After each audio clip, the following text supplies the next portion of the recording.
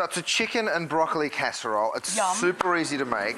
It gets a beautiful crispy crust and it's so delicious. Do you want me to get into it? Yeah, no, I'd like you to just talk about it, not tell us how to make it, Curtis.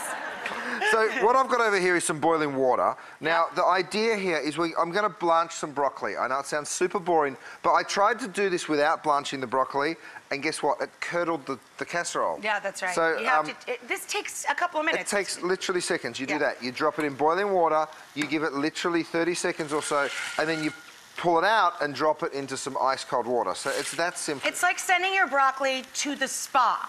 First, it takes a little hot tub, and then it takes a cold dunk to tighten its pores. It's not my idea of a relaxing afternoon, Rachel, but, you know, see, men do it differently. We open a beer and we put on the football.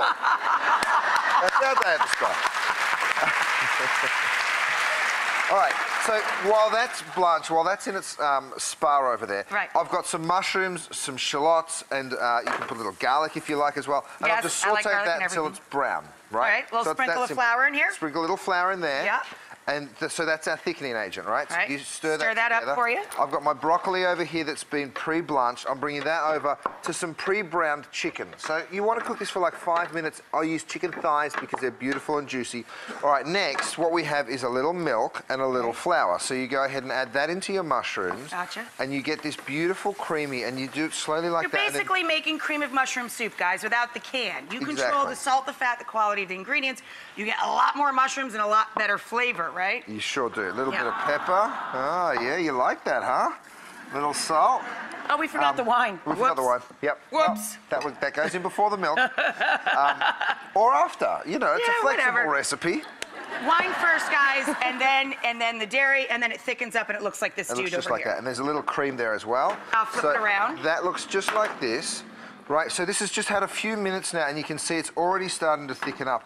It can look a little thick like this. That's okay, because a little bit of the residual water that comes out of moisture's going to come out of that, refreshing of the broccoli is going to come back out.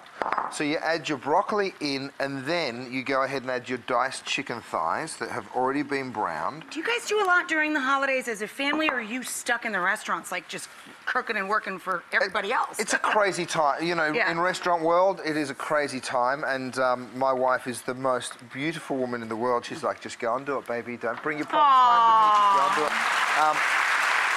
But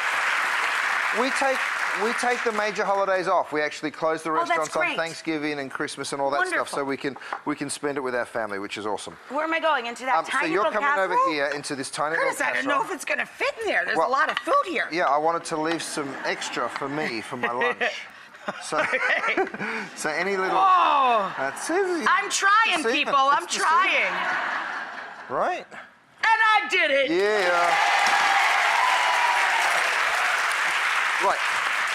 Now, to get a beautiful crusty sort of topping on this, panko breadcrumbs, the Japanese breadcrumbs. And parm? Parm, you just toss that together, sprinkle it really generously over the top, preheat your broiler, right? And then you stick that. And you're basically just browning the crust. Exactly. Right? So you stick it underneath the broiler and watch it. It takes literally 2 minutes. Right, you don't want it to go, it'll go from tan to black really quickly. This is beautiful, and you could even freeze this